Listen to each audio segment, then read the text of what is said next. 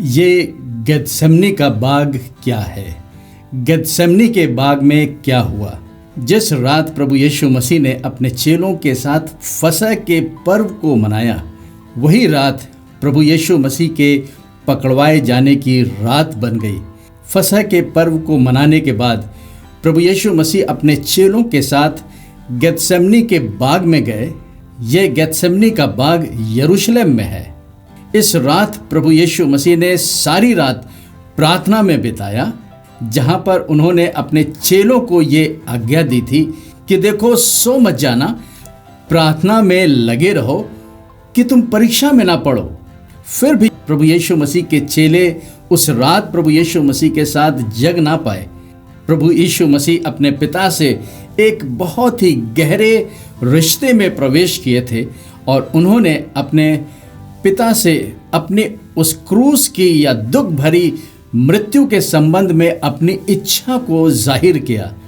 उन्होंने पिता से इस प्रकार से प्रार्थना में अपनी इच्छा को जाहिर किया कि हो सके पिता, तो ये मृत्यु का कटोरा मेरे जीवन से टल जाए, लेकिन मेरी इच्छा नहीं परंतु तेरी इच्छा सारी मानव जाति के पापों से उन्हें मुक्ति दिलाने के लिए पूरी हो जाए।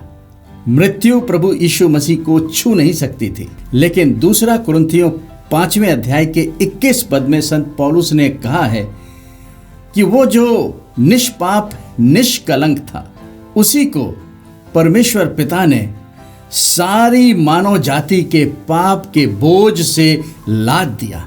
क्योंकि ऐसा ही लिखा है, वो जो पाप से अज्ञात था उसी को परमेश्वर ने हमारे लिए पाप ठहरा दिया। यीशु मसीह ने ज़बान से भी पाप नहीं किया, लेकिन हाँ, उसने पहले आदम के जीवन में पाप और उसके प्रभाव मृत्यु को अपने ऊपर उठा लिया। और ये इसलिए संभव था क्योंकि वो परमेश्वर है। वो यीशु मुक्तिदाता बन के इस संसार में आया था और इसीलिए गेत्सेमनी के बाग में उसने सारी मानव जाति के पाप को अपने ऊपर उठा करके वो हमारे और आपके लिए पाप बन गया। और इसी पाप की सजा, जिसे मृत्यु कहते हैं, उसने सारी मानव जाति के लिए उठा लिया और हमारे पाप के दाम को मृत्यु के द्वारा प्रभु यीशु मसीह ने अपनी शारीरिक देह में पूरा कर लिया। और मृत्यु के द्वारा प्रभु यीशु मसीह ने हमारे और आपके पापों के दाम को पूरा चुका दिया। इस प्रकार से सारी मानव जाति के पाप का जो ट्रांसफर परमेश्वर पिता ने अपने पुत्र यीशु मसीह के ऊपर किया, हमारा ऐसा विश्वास है कि ये घटना उस गेत्सेमनी के बाग में पूरी हुई। और इसी रात उस गेत्सेमनी के बाग में प्रभु यीशु मसीह को अरेस्ट कर लिया गया और उन्हें मृत्यु की सजा सुनाई गई।